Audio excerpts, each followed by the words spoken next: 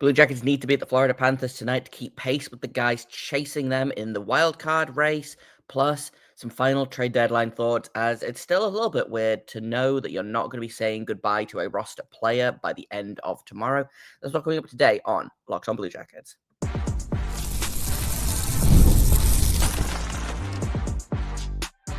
You're Locked On Blue Jackets, your daily podcast on the Columbus Blue Jackets, part of the Locked On Podcast Network, your team every day. Hello and welcome to Locked On Blue Jackets, part of the Locked On Podcast Network, your team every day. I am, as always, your host, Jay Foster, here to give you the good, the bad, and the ugly about your favorite team and mine, the Columbus Blue Jackets. Before we get things started, I want to thank everyone for making this your first listen of the day every single day. Locked On Blue Jackets is free and available on all podcast platforms and over on YouTube. I also want to let you know that today's episode is brought to you by FanDuel. Right now, new customers can get $150 in bonus bets if your first $5 bet wins. Just go to FanDuel.com to find out more. Let's talk about Florida Panthers, who the Blue Jackets haven't played in a little while. They've only played them once this season, and I believe it was like right near the beginning of the season. Yeah, it was October 15th. It was like, oh, it was the Blue Jackets home opener, actually, I believe. So what's that? Like literally the third game of the season for the Blue Jackets. So it's been a little while. And then they play them twice this month. So that's good and fine and fun. So I want to talk a little bit about that game, like how they can beat the Panthers, who to look out for on the Panthers, etc., etc. And Don Waddell spoke a little bit yesterday after signing the Olivier extension, and spoke a little bit again this morning, I believe, about some deadline thoughts, other extension thoughts, things like that. So that's what we'll wrap the show up with. But let's talk about the Florida Panthers, who are on a little bit of a run at the minute. They're 8-2-0 in their last 10 games. They're on a 4-game winning streak right now. They beat Tampa Bay the night before Tampa Bay beat us. So I suspect that also helped as to the way that Tampa Bay played, like they were furious at everything. On Tuesday, it wasn't just the Werenski goal. I think it was losing to their division rival and their like state rival, I guess. But Florida still a good team. Like they continue to do good things. They obviously have just picked up Seth Jones in that big trade with the Chicago Blackhawks. Spencer Knight went the other way and a first-round pick, but Matthew Tkachuk is on long-term IR at the minute, so they were like, hey, you know what? Let's go for it. It does make me wonder what it's going to look like next year for them when Tkachuk comes back and they have to pay attention to the salary cap, but that's a problem for future Bill Zito, right? Seth Jones seems to have fit in pretty well with the team. He's only played, I think, 2 games for them so far this season. And he has been pretty good in them, all things considered. He has played... Oh, he's only played 1 game for them against... Oh, okay. So he's only played 1 game against them. It was the game against Tampa. Nothing on the score sheet. No points, no penalties, no hits, 3 shots on goal, but logged a lot of minutes on the PK. The Tampa Bay Lightning went 0 for 7 on their power play, and Seth Jones is not an insignificant part of that. So I'll be interested to see him because he hasn't really impressed me with, like, watching him in Chicago. He hasn't impressed me a ton. Now, I feel like he's not played against the Blue Jackets a ton. I feel like he's been injured a lot. Just and not like on purpose, but like I feel like his first game back in Columbus was he had a COVID exposure, so then had to be out of the lineup. And it feels like we've not seen a lot of Seth Jones since he got moved. Most recent game, the Blue Jackets won pretty handily. Obviously, Chicago and Florida are very different teams, but Seth Jones didn't really impress me in that game. So I'm interested to see what happens now that he has, defensive support around him and also presumably a real defense partner and also a goalie that can make a save. That's unfair to Peter Mrazek, who has been very good for the Chicago Blackhawks, but I am interested to see how Seth Jones does in his new team. I feel like we only faced him 2 weeks ago, which I guess we kind of did. It was, I believe, the first game out of the Four Nations break was the last time we faced Seth Jones. So again, interested to see how he gets on with with Florida.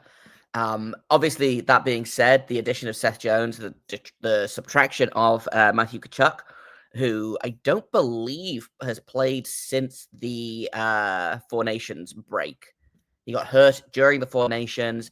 They said, "Oh, it's not serious," and then it was serious, and then it wasn't serious. And now apparently they've mark stoned him, essentially.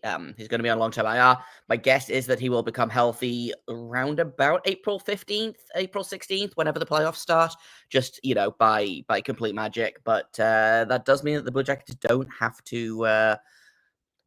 to face him because he's their best player, in my opinion.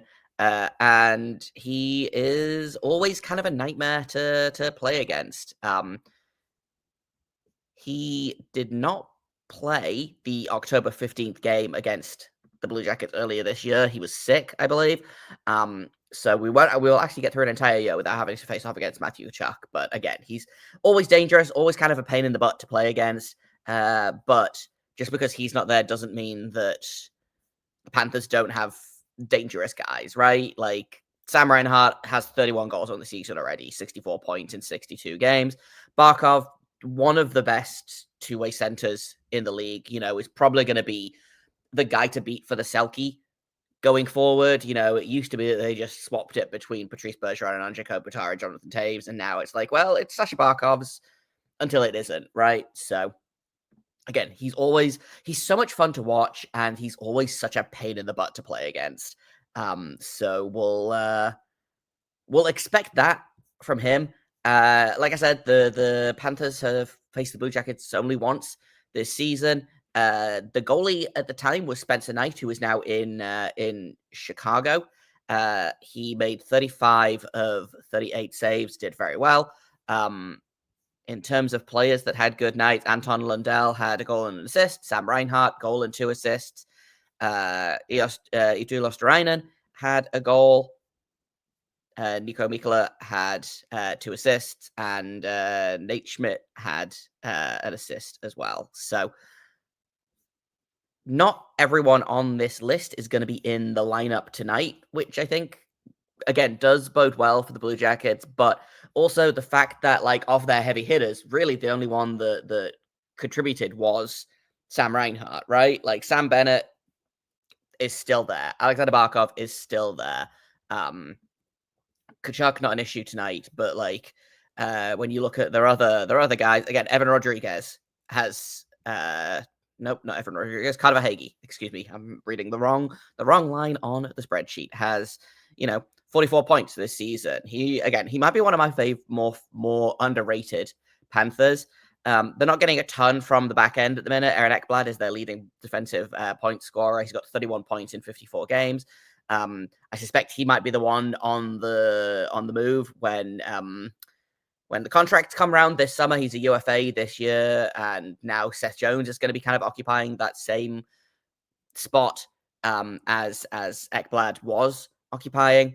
And then in terms of goaltending, my guess is that we'll face our old friend Sergei Bobrovsky, who has been pretty good against the Blue Jackets in his, since leaving Columbus, going to Florida. I think he's, again, only a handful of games, but I do suspect that, and this might be recency bias, but he's been pretty good against the Blue Jackets. Obviously hasn't played them this season, but last season had a shutout near the end of the season, 25 saves, 0 goals allowed. Played against them. I'm just scrolling down his career stats real quick. Played against them again. Had not a great game, but got the win. 4 goals on 23 shots. That was both games that he played against them last season. The season after that, or the season before that, I should say, would be he got the win again. Another shutout. 22 shots, 22 saves. Lost on November 20th, 5 goals on 23 shots, which was not a great performance by him. But so far, it looks like he's, in the past 2 seasons is, 3-1, including 2 shutouts, which is stupid. Going back to the 21-22 season, 4 goals on 36 shots. They still got the win. Got the win earlier that season as well. 2 goals on 30 shots. So we're up to, what is that, 3-2 in the past 3 seasons. Of course, this could all go out the window if Florida decides that they want to see what they've got in Vitek Vanacek, who, like, on paper seems like a much worse goalie than Sergei Bobrovsky, and also is probably a better option on paper for Blue Jackets to face. However, I will remind you that Vitek Vanacek was the goalie who was in net for the San Jose Sharks in San Jose when he made 49 of 50 saves, which was a career high. So, like, maybe there isn't a good option here, right? But like I said, there's the Panthers are a good team, right? Every time it feels like they start to slip, they suddenly climb back up, right? For the last couple of seasons, they've turned into one of the better teams in the NHL, and I think that's, good coaching, good GMing, good players. They got lucky when they managed to pick up Matthew Tkachuk.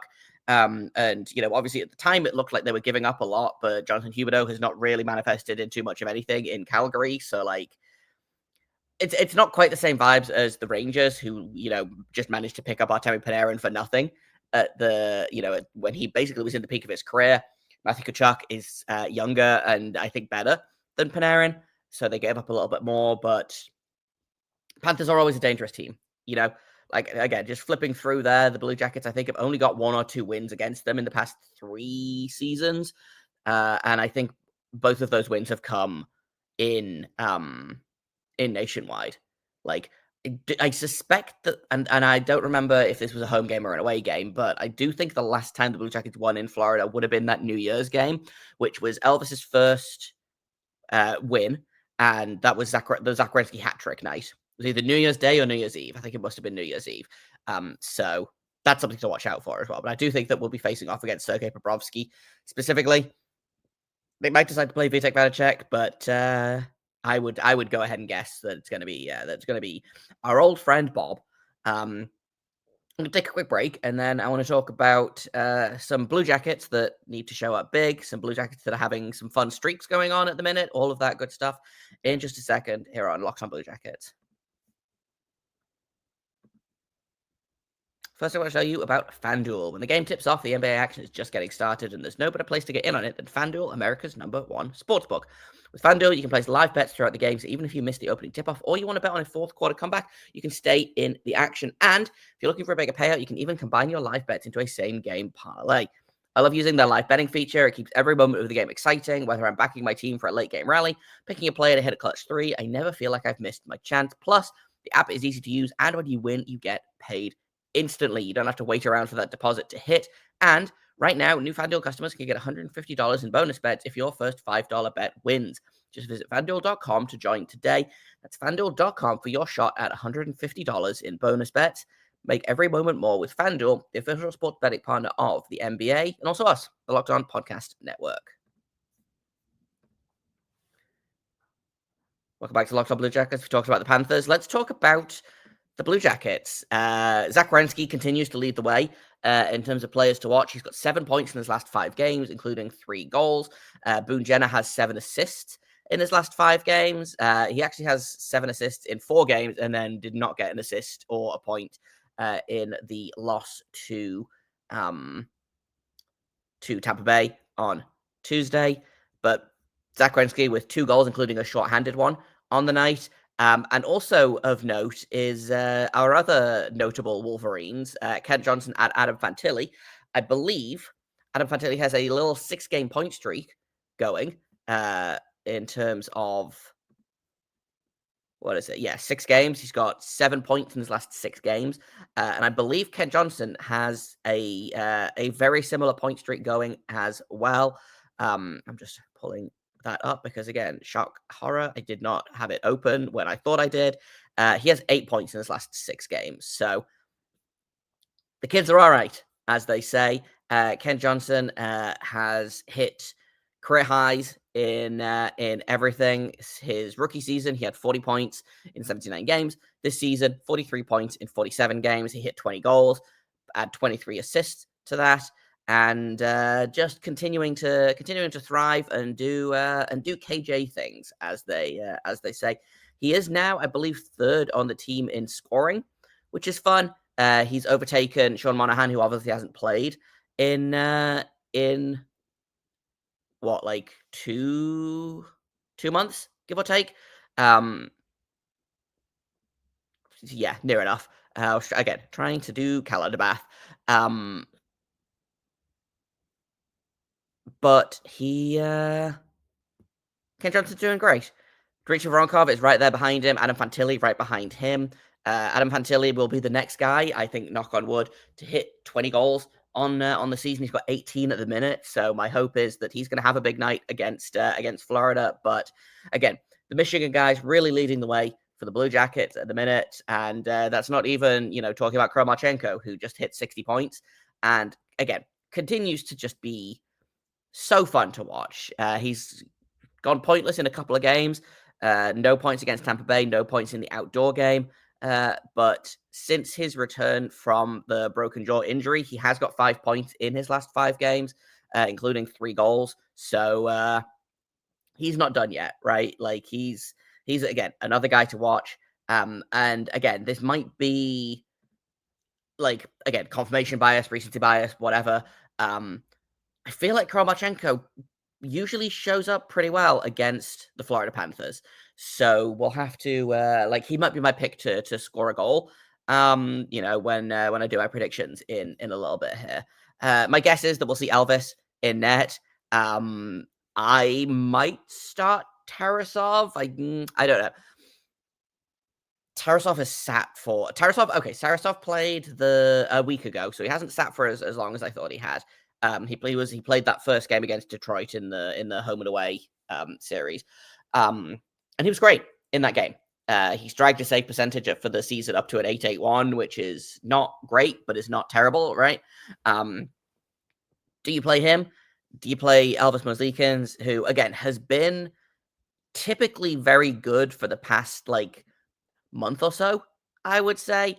Was not great against Tampa Bay, but held it together better than I thought many people assumed he was going to after allowing 2 goals on the opening 2 shots of the game. You're 90 seconds in, and it's already 2-0 Tampa Bay, right? So I think a lot of us thought, oh, this might be a game similar to it was a couple of seasons ago. I don't think it was last season. I think it was probably the season before that.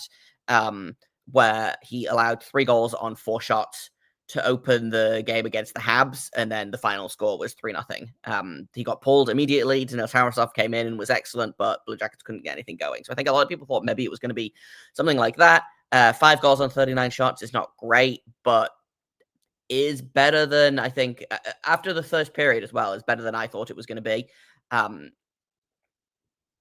He was fine. He wasn't great, but he was fine. And again, we've had a pretty good run. 4 of his last 6 games have been excellent.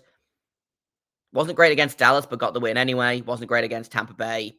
They got the loss. My guess is that we'll probably see Merzlikins tonight. I'm just pulling up the regular schedule to see if there's a back-to-back coming up, which the next back-to-back is March 20th and 21st, which is Florida and Pittsburgh. And then they've got another one after that, 28, 29, which is Vancouver, Ottawa. So if we don't see Tarasov before then, we'll see him then. But this is a tough stretch here. The next handful of games, you've got, tonight, Florida. Sunday night, you've got the Rangers, who are breathing down your necks. After that, you've got the Devils on Tuesday, who you're trying to catch. You've got Vegas, always dangerous. Rangers again, who again, breathing down your necks. Then the Devils again after that. Then you go back to playing Florida, and then after that, you've got your game against Pittsburgh, which I believe is in Pittsburgh. So again, always tough to ask, but this is a rough little stretch of games for the Blue Jackets here. Going back to tonight, I think in terms of predictions, my prediction is again I've bet for the Blue Jackets all season. I'm going to continue to do that. Like, let's go ahead. Let's get crazy. Let's say that it's going to be a 4-3 overtime win. And like, I feel like there's a Boone Jenner goal in there. I just have a feeling, right? Like the other option I was toying with was Mathieu Olivier, enjoying the benefits of his new contract and rewarding us with a goal for it, which will give him 13 on the season. But I think there's a Boone Jenner goal in there. I really do. So that's my prediction. And then we'll take another quick break, and then when we get back, I just want to wrap up some thoughts on the trade deadline. Obviously, it doesn't hit until 3 p.m. Eastern tomorrow, but I wanted to wrap up a couple of things that Don Waddell said during availability yesterday, and then some stuff that came out this morning as well. So we'll talk about that in just a second here at Locked On Blue Jackets.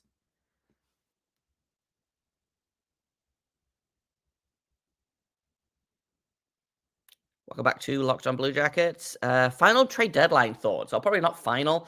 I talked about this a little bit in the open, but it's still kind of weird to be going into the deadline like we're not going to lose a roster player. Like we might actually add a roster player. Like there's when was the last time the Blue Jackets were buyers at the deadline would have been 2019, right? When they picked up Matt Duchene, etc. Since then, it's either been they've not done anything or they've sold at the deadline, right? Like Foligno went at the deadline, Savard went at the deadline, Andrew Peake went at the deadline last year. Like a ton more guys that I'm clearly forgetting, but Don Waddell has said that it would feel wrong to take a guy out of the room when he's doing well for them, when the team is performing well. And like, I do agree with him. I still think that I would move on Provorov if you can get a first round pick for him. And then, you've got 3 first round picks in this draft, or potentially 2 this year, 2 next year that you can, play with package if you want to, build up that, build up the defense in a different way. But there's stuff to go on. Right? Like there's when I say the stuff to go on, what I mean is like I can understand Don Waddell's thought process. He doesn't want to this team chemistry is weird and fragile sometimes. And again, this team seems to have banded together for Johnny Gaudreau, right? And taking a guy out of the room, you don't know what that'll do to the room. Like obviously you're losing a guy on the ice, but by all accounts, Provorov is very well liked in the room. He takes up a lot of minutes in the game. I say takes up like that's a negative thing. It's not. He's been quite good for them this season. Had a rough game against Tampa, but so did most of them. So I'm not going to hold it against him. You don't know what will happen to a team if you take a player like that out, right? And especially a young player like Denton Tkachuk, for example. He's been playing with Provorov basically since he got called up. So what'll it do to him to suddenly have a different defense partner, right? My guess is probably something not ideal. I don't think it'll be anything like super drastic, but I understand Waddell's logic for keeping Provorov. And again, like, can you replace Provorov with Provorov or better for the playoff run, right? Do I think there's going to be much of a run? Possibly not, but we've seen stranger things, right? So that's I understand that why Provorov's not going anywhere, and it seems like no one else is going to be going anywhere either. Like just a Danforth pending UFA, Sean Corrali pending UFA, Jack Johnson pending UFA, Jordan Harris pending RFA. Like there's a bunch of guys that are on expiring contracts, right? And I would expect some or all of them to have been moved if all had gone as we'd expected this season. Like all of those guys would be gone, in my opinion, but they're not. Don Waddell has said that he's probably not going to have any contracts done before the trade deadline now. So, I think a lot of us are looking at the Dante Fabro contract to be the next thing. I talked about this on yesterday's episode. But it seems like he's kind of sitting that one aside for a minute to focus on the next kind of 24 or so hours. It's 10:15 a.m. on Thursday when I'm recording this.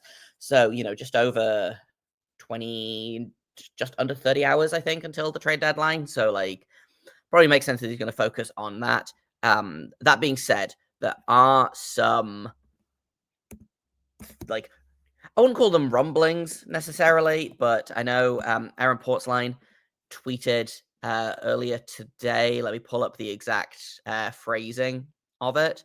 But I don't. Okay, well, I can't find the exact tweet, but basically he said, "Don't expect the Blue Jackets to be in on don't expect the Blue Jackets to be in on guys like Brock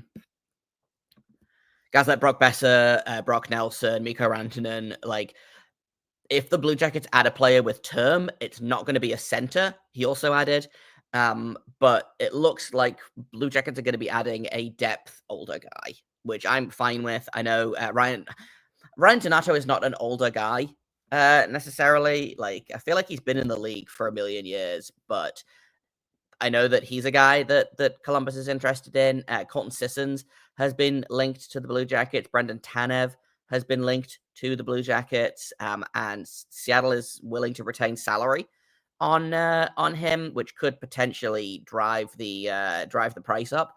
So lots of moving parts still. I'm still not expecting like a big splash, but we'll see. We'll see what Don Waddell does, because it'll be interesting to see. Ryan Donato is 28, by the way, so older than I thought, but younger than he feels. But he's got almost 20 goals this season, I believe. He's up to 23 goals on the season. So yeah, like, to me, if you can fit that guy in, he plays wing, he plays center. Add some offense in the middle six, which the Blue Jackets need. Especially, as they have guys working their way back from injury. Like, Ryan Donato feels like the perfect option here. Just depends on how much he's going to cost, right? If you have to give a first-round pick for Ryan Donato, then I'm probably going to say no. If you can get him for a second, or like a prospect, like a B prospect, I would do that immediately, right? So again, lots of moving parts, but I'm not expecting the Blue Jackets to be big sellers, or any kind of seller, but I'm also not expecting to be big spenders or big buyers, I guess is the opposite of sellers.